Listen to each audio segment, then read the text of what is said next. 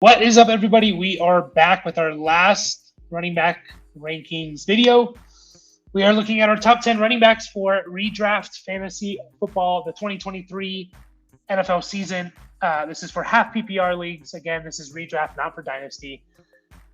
And we're going to get into our top 10. You should know the names by now. We just don't know the order. So I'm always, as always, joined by my father, Jeff.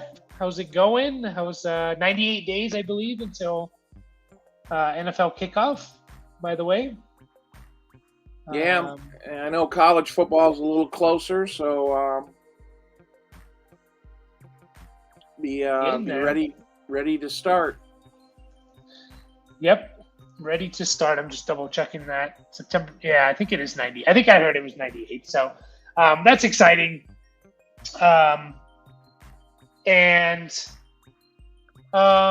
Yeah, I'm just trying to think, like, there's not much news that has happened. I guess the DeAndre Hopkins, we talked about that already getting cut.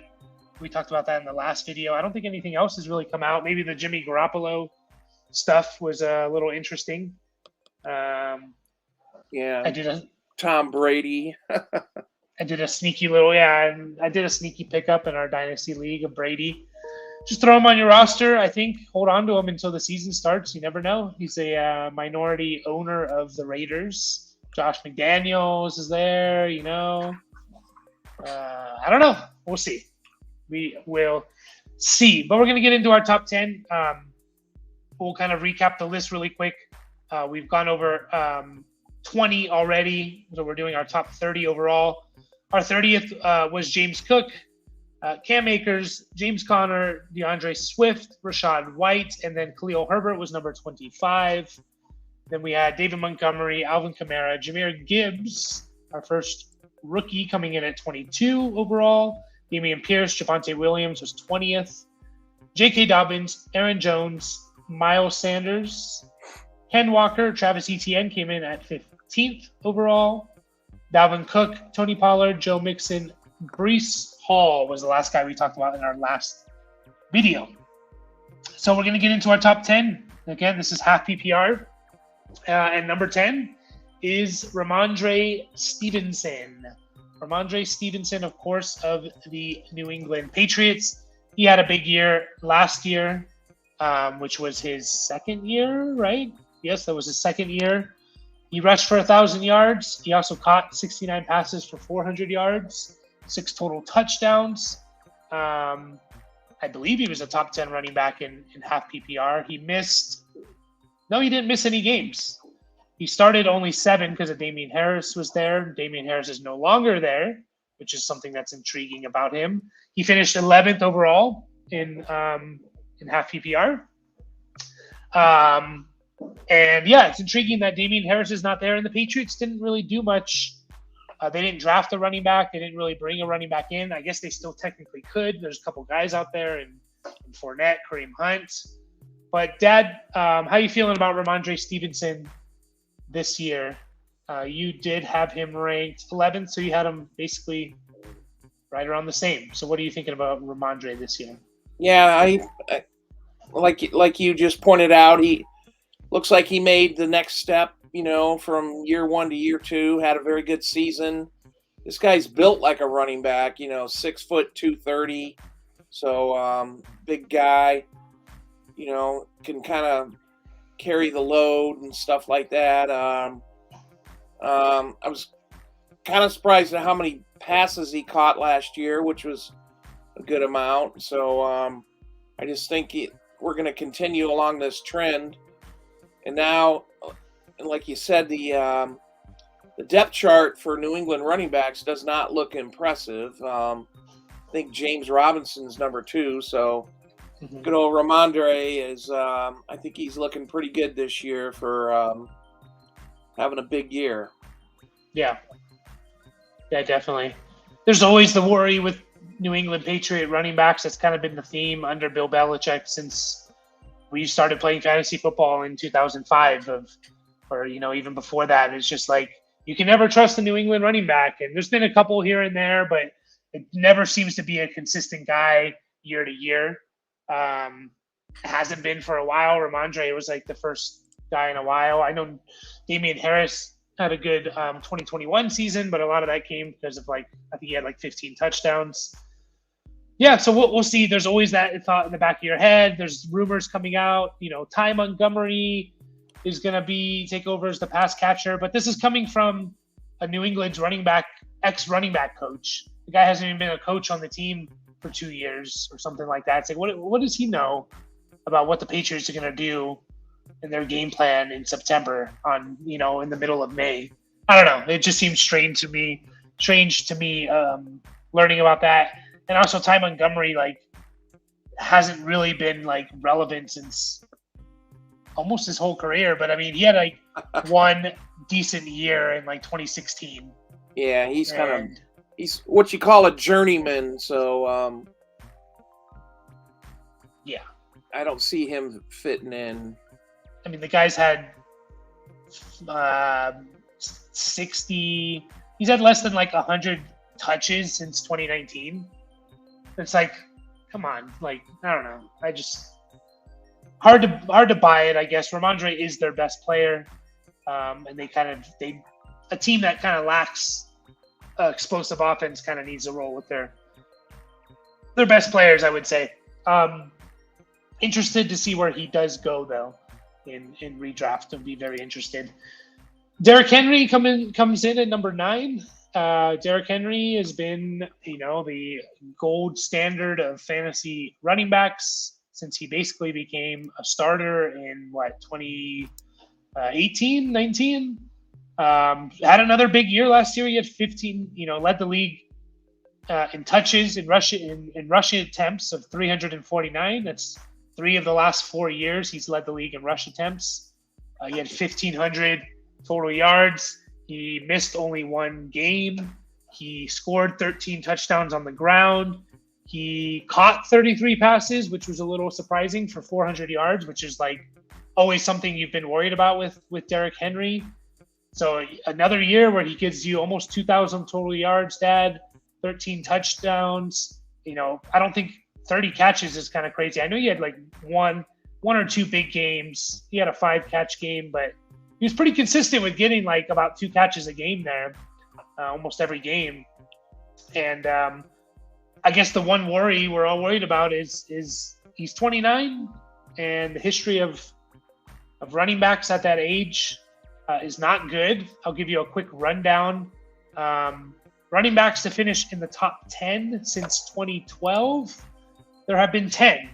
Basically, there's one running back a year. Essentially, it averages out to one running back a year that's 29 or older that finishes in the top 10. So the odds are against him, but if you're going to bet on one running back who's 29 or older to finish top 10, it's going to be Derrick Henry, right? What are you thinking with Derrick Henry? More of the same this year, Dad? Yeah, I think we're all anticipating him hitting the brick wall, but this guy is pretty special, and I think we get another decent year out of him, and 12, 13, 1,400 yards. They're going to feed him the ball as long as he's healthy, and definitely the passing game was an uptick last year. His receptions of 33, and so I kind of see it continuing. Mm-hmm. Yeah. I mean, what the Titans did in the off season kind of made me feel better about Henry. Is they didn't move on from Tannehill.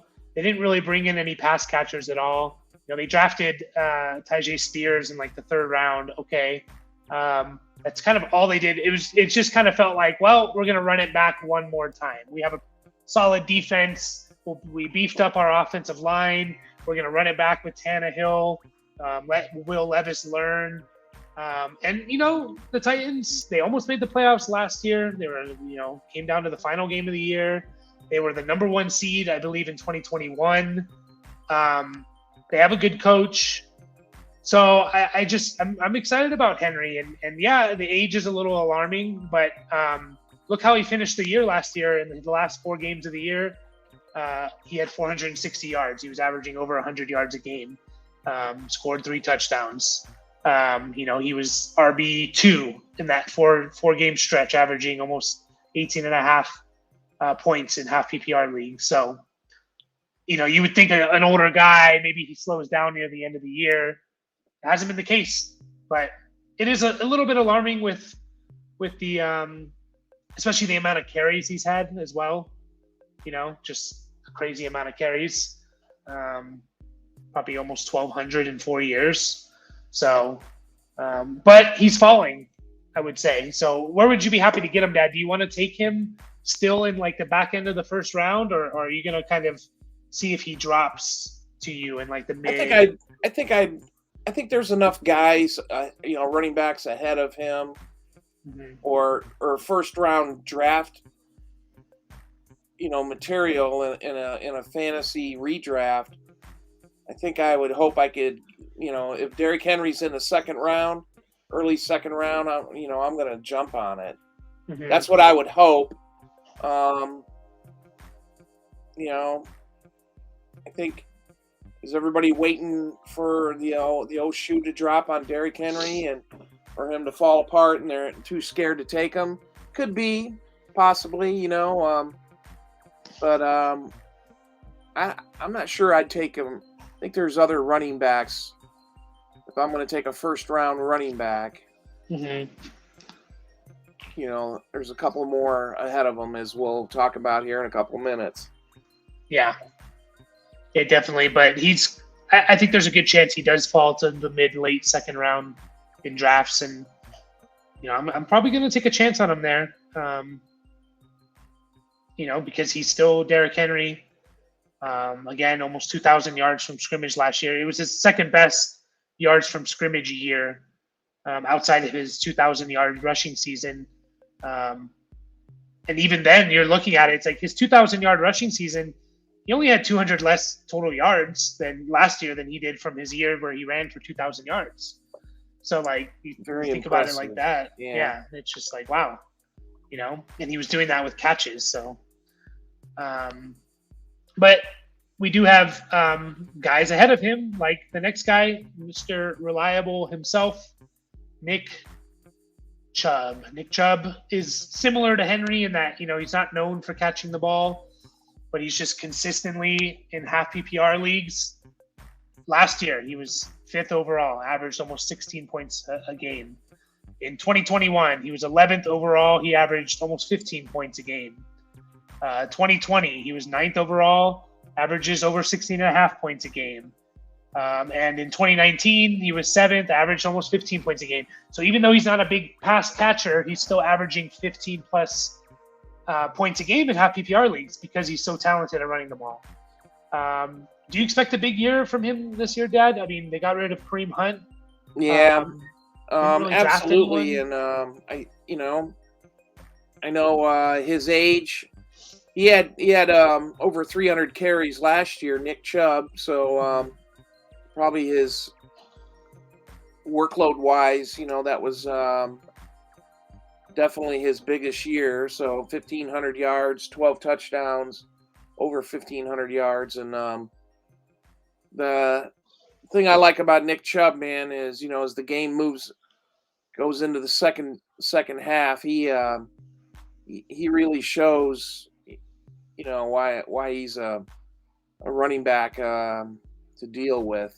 So I like him.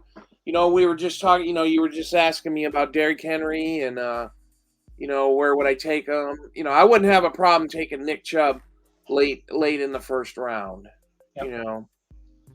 And out of a 10 or 12 team league, if I'm taking him 8, 9, 10, anywhere in there, I'm pretty pleased. I'd be all right with that. Yeah. Again, it seems like he is. Yeah, age may be a concern, but he's 27. He's going to be 27 basically the entire season. So it's still you can still expect big production from him. 27 it's after 27 is where you see a huge drop off, or after 28, I should say, is where you see a huge drop off. There's still a lot of cases of guys putting up big numbers. They didn't bring back Kareem Hunt, at least not yet, and I don't think they are. I think something came out recently. They're not going to bring him back. They didn't draft anyone. They have Jerome Ford there, who's like a 5th rounder, who's kind of the RB2. I still think there's going to be another running back there that's going to spell him. I don't think Chubb's going to go. He's probably going to get a boost in snap percentage, but he's not going to get 80% of the carries or something like that. I did go back and looked at because when you mentioned the first, second half kind of splits, and I did look at his career first and second half splits. So he has he has 602 rush attempts in the first half of games, 601 in the second half, 2,800 and almost 2,850 yards in the first half, 3,400, almost 3,500 yards rushing in the second half. So on almost the exact same amount of touches, he has like 700 yards more, 650 yards more. Averages almost 6 yards an attempt in the second half. So yeah, you're totally right. He gets better in the second half. Yeah. Wears you down. But I expect big things from Chubb. I think the team's going to just really lean on him. You don't really need to worry too much about, like, I don't know, what is his contract situation? I assume he's coming towards the end of a contract or something. Yeah, I think near the end of his second contract, but yeah, so they can get out from his contract after this year. He'll have a $16 million cap hit, so they'll probably get out of it. So there's really no worry of like, oh, we need to, we don't want to give him too many carries. I just think it's going to be a huge year, from his best year yet. I'm going to predict now it's going to be his best year yet in the league, which is saying something because he had 1,500 yards rushing last year. I think he gets similar yards rushing. Hopefully he gets double-digit touchdowns. And I'm going to say he catches 40 balls this year, which he's never done. So I'm excited about Nick Chubb, just as you are. Getting into our number 7 overall is Najee Harris. I'm kind of glad we both agreed on Harris. You had him 5th. I think maybe I had him like 6th or 7th. I had him basically the same. I think a lot of people, again, are very sour on Najee Harris because he didn't, he had a down year compared to his rookie year. But that being said, like, let's see where he finished. Obviously, in 2021, he was RB4 overall. And he was RB14 overall in 2022. But he did have an amazing last 4 or 5 games of the year where he was like a top 5 running back again. Dad, are you expecting him to get back to, I know we made a video recently about this, but are you expecting him to get back to kind of his 2021 form where he's averaging, 15 fantasy points a game? Yeah, I think I've mentioned this in previous videos. I have Najee Harris on a dynasty team, and so I'm interested. In Pittsburgh, they did do a lot of off-season building up the offensive line, so hopefully that matters. His first 2 seasons, his yards per carry were 3.9 and 3.8 for Najee Harris. So, I mean, not very impressive. He gets the ball quite a bit. If he could, hopefully, he can improve. Let's get a 4.3, 4.5 yards per carry, and that would, his rushing total would definitely jump up. Receiving, 2021, his rookie year, he caught the ball 74 times. So that was with Roethlisberger as a quarterback. And then last year, we had good old Kenny Pickett, and Mitch Trubisky. So, there was a little, I don't want to call it turmoil or anything else, but he only caught 41 passes last year. So, hopefully things settle out. Obviously Pickett's going to be the quarterback. offensive line's rebuilt. They drafted that big old huge tight end out of Georgia, who's supposed to be a hell of a run blocker, and hopefully that stuff helps. So definitely want to see an improvement in Najee Harris. They took a tackle in the first round, right? I think they did, yes. Yeah. And again, they didn't draft anyone running back wise. Jaylen Warren is there, who's a nice player, and maybe Warren does get a little bit more of a play, he gets trying to look at snap percentage here. Like Jaylen Warren does get a little more. But Najee Harris, even last year, he averaged 66% of the snaps on offense. And I think that's where you're going to see him, 65 to 70%, which is fine. It's not going to be the 85 it was his first year. He played in 85% of the snaps, offensive snaps in 2021, which is a crazy number. And I don't know if we want to see that because you're going to get worn down very quickly. I expect more of the same. I don't expect, again, the 75 catches. I expect anywhere from 40 to 50.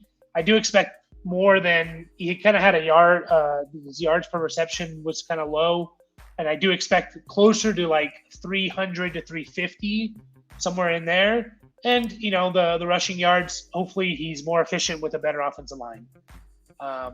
But I just think it's kind of crazy. Like, we've soured so much on Najee. And what I like the most about him is like his current ADP, and this is mostly for best ball leagues, is 30th overall. So he's going mid-third round in 12-team leagues. That's essentially where he's going. And I'll be happy with that. Yeah. I would be very happy to get Najee Harris in the mid-third round as my RB1. If I can go wide receiver, or even if I go running back receiver and then Najee's my second running back, the fact that I'm getting him in like the mid-third round, I think is something that's really intriguing to me. Because I think he can get, I don't think he's going to be his rookie year top 5 guy, but I think he's going to be a top 7, 8 guy. And Pittsburgh's history is they kind of feed one guy. Yeah, especially under Mike Tomlin. That's kind of how it's always been. Whether it's Le'Veon Bell, James Conner, Najee Harris, they kind of feed one guy. So I like Najee, and I like the discount you can get him for. We got 6 more getting into our top 6. We got Saquon Barkley coming in Josh Jacobs coming in at number 6 overall. Josh Jacobs had a career year last year. He had 1,600. He led the league in rushing yards with 1,650. He also caught 53 passes. And what's interesting about him, Dad, is that it wasn't too far off from kind of the only thing that kind of changed, he was a little more efficient, but he just had more opportunity. He never had 300 touches in a year, and he had 340 last year. So do you see them going away from that? Garoppolo's the quarterback. Do you see them going away from feeding Josh Jacobs, or is it going to be definitely not? Because you look at the depth chart behind him. There's nobody really going to be, pushing Josh Jacobs for touches. Garoppolo probably needs a good running game to be, an efficient quarterback like he was in San Francisco. So he's on a 1 year. Josh Jacobs is on a 1 year franchise tag, so they're going to run the guy. They're going to give him the ball. He's going to get easily 300 rushing attempts, and he's a very, very good. Very good receiver. Last 2 years, 2021, 22, he had 54 and 53 catches. So you imagine we'll be staying in these numbers right here for Josh Jacobs. Yeah, I agree, 100%. And, I'm just looking at his average draft position. It looks like it's fringe second rounder, like early third rounder, which is kind of surprising to me. And if that's the case, he should be higher. I do think he should be higher. I mean, just looking at, like, he's always been efficient, right? He just needed all the carries. He was RB3 last year behind Ekeler and McCaffrey.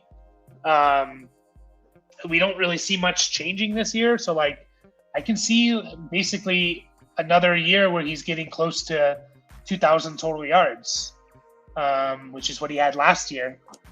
And I'm just thinking, like, strategy-wise, if I can have a top 3 pick, if I can have the 3rd pick overall and get a stud like McCaffrey or Justin Jefferson, and then I can follow it up with getting like Josh Jacobs in the 2nd round, I think that's a really good start. Like, if you start your team, that would be pretty good.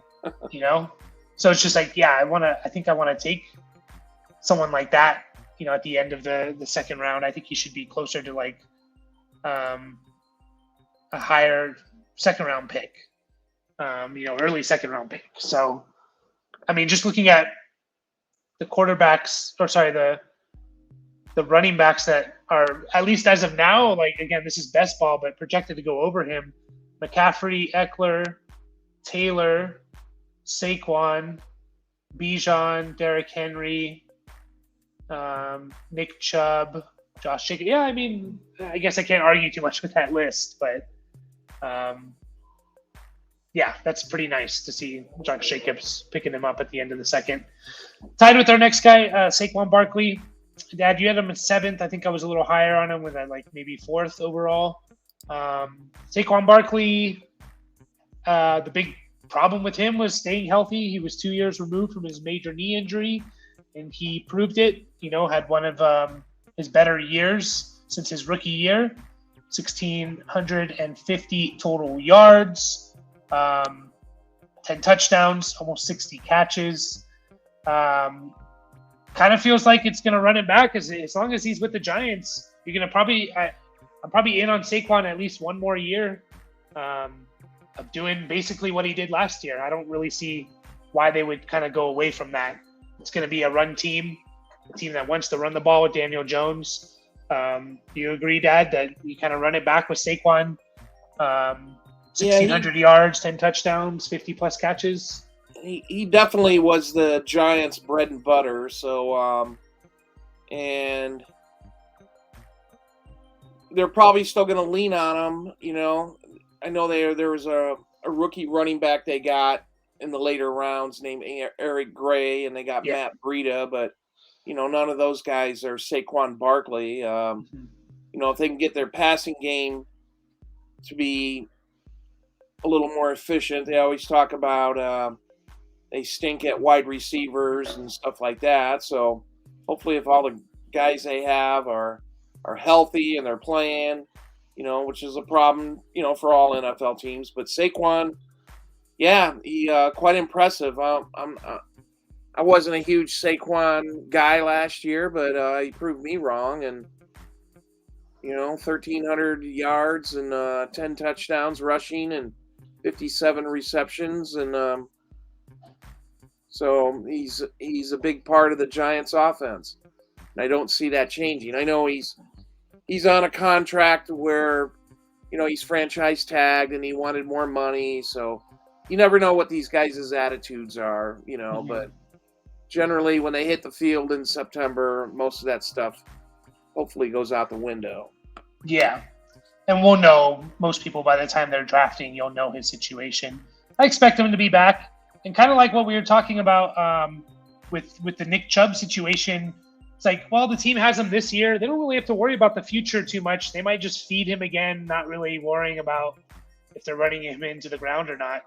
I guess the only concerning thing, and this is not on Saquon necessarily, this is on the overall Giants, and I just kind of looked it up now, and I heard about it before, is like his splits between wins and losses was pretty drastic. Basically, so the Giants went 9-6-1 last year.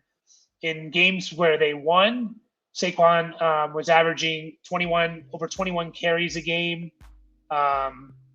He was averaging about 3 catches a game. He was getting over almost 5 yards a carry. He was getting over 100 rushing yards a game. And then in losses or ties, he was getting about 50 yards a game. He was only getting about 15 touches. So if it's, again, going to be like that, I hope the Giants are just a better team and the offense is a little more efficient. They have a passing game. But it really did feel like you said, he was their bread and butter, and teams kind of shut him down. When they shut him down, they would win because the Giants didn't really have much of another options, right? So nothing else really threatening. No, and there's not a whole lot. I mean, I know they brought in Waller. They drafted Jalen Hyatt as, a third-round guy. But it's not like, they brought in this big piece to be like, okay, now there's that second player that if you shut down Saquon, you got to worry about this guy. They don't really have that still, I don't think, They have some decent players. But I hope the team overall is much better because that's, I guess, the one concerning thing with Saquon. But I'm still happy to take him, and I expect more of the same as of last year. I don't expect him to ever get what he did his rookie year, 90 catches. That was like a Ben Roethlisberger, Najee Harris, Eli Manning, Saquon Barkley thing. Older quarterback, basically just last year their career just dumping it off to the running back, right? You're not going to get that. So moving on, we're into our top 5. Oh no, Saquon was our 5th, so we're into our top 4. Jonathan Taylor comes in at number 4. I think a lot of people maybe are the McCaffrey effect's going to be on Jonathan Taylor. He burned a lot of teams last year, and people are going to have that in their mind. He missed 6 games, and he also wasn't as good as he was in 2021 in those games. In 2021, he was averaging almost 107 yards rushing a game. Last year, it was 78, so it was way down. Obviously, missing 6 games doesn't help.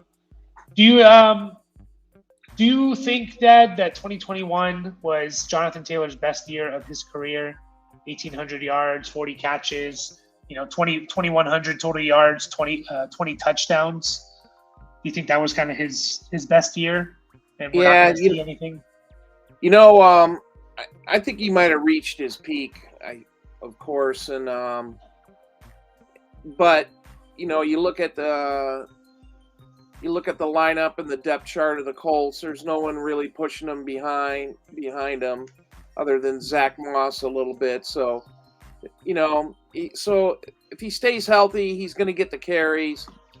Is he going to get 1,800 yards for the season rushing? No, I don't think so. Could he get, 1,200 yards or something like that? Yeah. Jonathan Taylor, even in college, he was used a lot.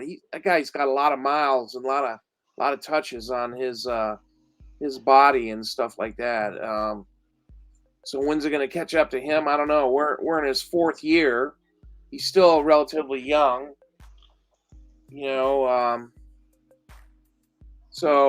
but I expect a better year than 2022, but not this huge 1,800 yards, 18 touchdowns. Yeah. Could be, like a Todd Gurley type of career where it's just like the high was very high, but it was very, very short. You had about 4 years of Todd Gurley being a stud, 2 years of him being the best running back in fantasy football, 40 touchdowns over a 2-year stretch, catching over 60 passes both those years. And then it just is gone, Like, are we going to see that? Is that going to be the case with Jonathan Taylor? Maybe. I still think it's going to be a good year for him. Well, what's interesting is Anthony Richardson's going to probably be the starting quarterback. So what does that mean for Jonathan Taylor? It's going to be very interesting. You can make the case it's going to hurt him because Richardson's going to run the ball. You can make the case it's going to help him because now teams have to worry about Richardson running the ball, right? I I always think about the RG3 year and Alfred Morris. His 2 years under RG3. His rookie year, 1,600 yards and 13 touchdowns. His next year, almost 1,300 yards, 7 touchdowns, right? Like really, really good numbers because that team was just really efficient at running the ball. I don't know, Dad. Which way do you lean with Anthony Richardson? It's going to hurt Jonathan Taylor, or it's going to help him? I think it'll slightly. It's got to help if Anthony Richardson is a threat for running, which we're pretty sure he is. Is it going to be like Lamar Jackson and J.K. Dobbins type scenario, or so the defense has got to be able to key on one of the guys. So that means, does it open it up for the other? Yeah, I think it'll help, but again, I don't see Jonathan Taylor having a massive year. A pretty good year, yeah. But this 1,800 yards, 18 touchdowns, I don't see it. Yeah, I mean, I think because we both ranked him, basically, we have him number 4 overall. We're expecting close to 1,500 yards, I think, and we're expecting, a lot of touchdowns and maybe, he's 40, 50 catches or something like that, which I think is kind of what separates him a little bit from, like a guy like Chubb or Henry, right? It's like those guys are probably going to catch 30.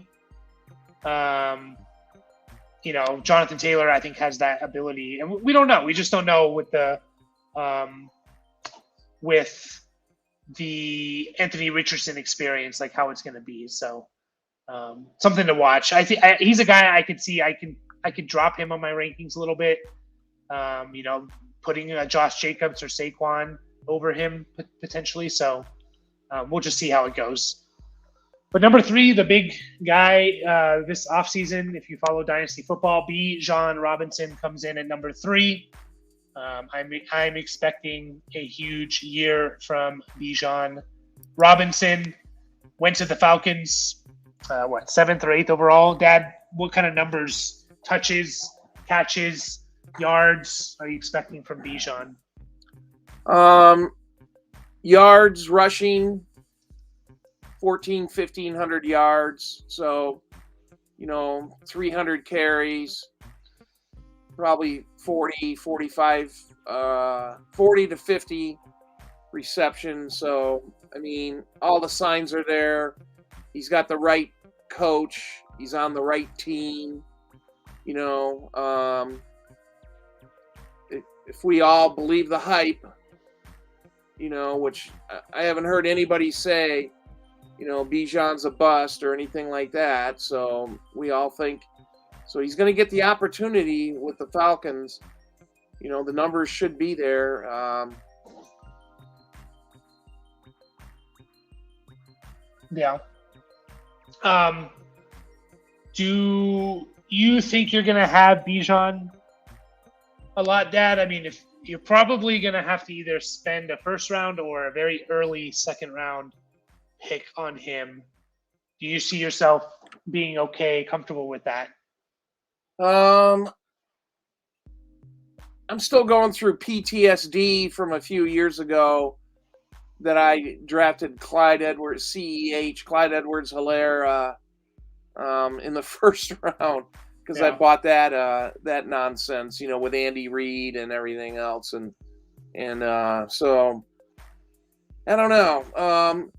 I think you'll get drafted in the first 5 picks. First 5 picks? Wow. Yeah, I believe that. I think so. Someone's going to buy into it completely. I mean, and it's like, how can you not? Like, the Falcons are obviously dedicated to running the ball, as we saw last year, even though they have Drake London and Kyle Pitts on their team. They turned Tyler Algier into a 1,000-yard rusher last year. Like, Tyler Algier is not anything special. He's just another guy type of player and he was 1,000-yard rusher last year, averaging almost 5 yards a carry.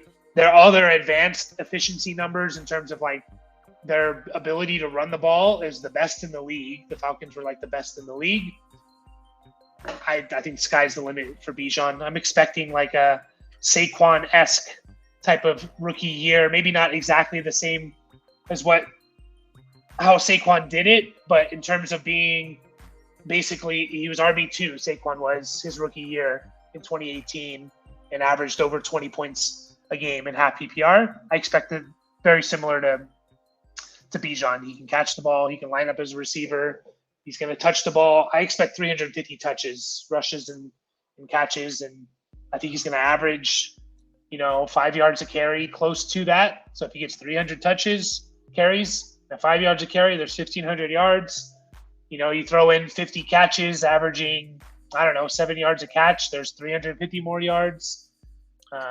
So I expect he should have some big numbers. He's the next thing in fantasy running backs. And this will probably be the lowest. You say top 5. I can see it. I can see someone taking him top 5. I think on average, he's probably going to go later first round or like first, second pick of the second round. Just because there is going to be, we followed Dynasty all offseason. We studied these guys. So we're like, it's easy for us to buy into Bijan. And we got to think majority of fantasy players don't do that. And a lot of people, a lot of people are not going to be convinced that a rookie is going to come in and be like this. They're just not. It doesn't happen all too often. And so I think that on average pushes him down a little bit. But I will say this is probably the lowest you're going to be able to get Bijan for the next 5-6 years. Like he's going to be a top 5 pick. I think the same thing. Yeah. So if you want Bijan, this is your time to get him because you're not going to be able to get him probably anywhere outside the top 5 after this year. So we still have him third behind two proven guys, especially in, half PPR or full PPR leagues. Austin Ekeler comes in at number 2. The guy is, amazing at what he does. The amount of touchdowns he's had the last 2 years, led the league in touchdowns the last 2 years. That's 38 total touchdowns in 2 years, which is crazy numbers. He's going to give you probably 1,500 yards. Basically, his last 4 years, 2019, 1,500 total yards, 11 touchdowns. 2020, he only played in 10 games, but he was averaging 93 yards a game. You extrapolate that over a 16-game season in 2020, that's 1,500 yards. Last 2 years, 1,560 yards, 1,640 yards. The guy's going to get you 1,500 yards. Half of that's going to be through the air, which means he's going to get 70-plus catches. 70 is probably a low estimate. Do we expect one more year for Austin Ekeler? He is 28. He just turned 28 2 weeks ago. So there's that to keep in mind. But I think it's kind of, all right, one more year of Ekeler, and then we'll see. He's back with the Chargers, so. Yeah, I expect a similar year. Mm-hmm. I expect easily, double-digit touchdowns, and he's, 12 to 15 touchdowns. He's very relevant in the passing game, and so he set the record last year. Yeah, I don't think he's going to get that, but no, and I kind of, that it became a negative at the end of the year because then the Chargers were kind of relying on him too much or something. Yeah. They weren't getting the ball down the field, but fantasy wise, somebody says, I don't care. He got me 107 receptions, but yeah, you don't want your offense running through your pass. You don't want your passing game going through your running back. No, you need to be part of it. That's right.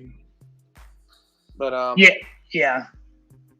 I guess that's the one concern with him is I guess we can pencil in McCaffrey for this, and Ekeler is I could see 70 catches instead of obviously 100, but like even instead of like 90. Touchdowns are always hard to predict. And if you have to put money on it, you have to bank on less than 18 touchdowns. That's just such a crazy number, right? So I guess that's like the one concern is like, what if the Chargers just have a year where Ekeler's not as involved in the red zone, and he gets 8 touchdowns? It's like, oh, well, now you're looking at 60-point difference just on touchdowns, right? And that's a huge difference. So I guess there's that, and the Joe Lombardi offense is not there anymore, and that came from the Saints and Alvin Kamara, and now you're talking about the Kellen Moore offense, but the Kellen Moore offense also supported Ezekiel Elliott and Tony Pollard the last couple of years, right? So, I expect overall very similar numbers. Maybe not the amount of catches and touchdowns, but still expect him to be a top 5 guy, and on a really good offense. Very easy, yeah. Christian McCaffrey, number 1 still. Had the bounce back. It's kind of what I was, I'm the guy who I avoid the major knee injury stuff, but Christian McCaffrey never really had that. It was always like these calf, thigh injuries, groin injuries. It was never these major injuries ending his year. And I took a chance on him last year, and it paid off. He played every game last year, which was good to see. He is like a step above Ekeler in that, he's probably a little bit more talented of a runner, with the ball in his hands kind of player, but, almost 1,900 total yards, 13 touchdowns,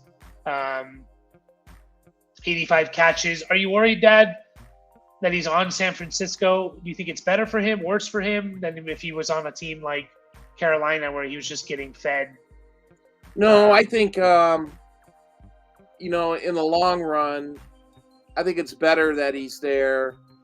So there's other players on that team, of course, that can take the offensive load. That it's not CMC left and CMC right and CMC up the middle, and oh my God, there's CMC on the injury report. Uh-huh. So I think this, is he gonna? To me, he's the top fantasy running back, and until he gets knocked off, until something happens. And I know we had a couple of years there where it didn't look very good injury-wise, but when he's on the field, you can tell he's different. So, yep. He's just about to turn 27, so he's still young enough. Not much changed actually. If you look at the numbers between Carolina last year and San Francisco, his 6 games in Carolina last year, he had 33 catches, which averages to 5.5 a game. He averaged 65.5 rushing yards a game. And then you look at San Francisco, he averaged 67.8 rushing yards a game. He averaged slightly less catches, 4.7, but that's still not that big of a drop off. And one of those does include that game where he was traded and had to play on like a Thursday, I think it was. And so he didn't really play a full game there. Like I think he didn't play that many snaps in that game. So maybe if you take that game out, it is still about 5. He did average more yards per reception. I mean, the guy's averaged in his career 8.5 yards per reception, which is really good for a running back. So if you assume he's going to catch 80 passes, which is basically what he's done and on pace for his every year, that's almost 700 yards receiving, averaging 8.5 yards a carry or yards a catch.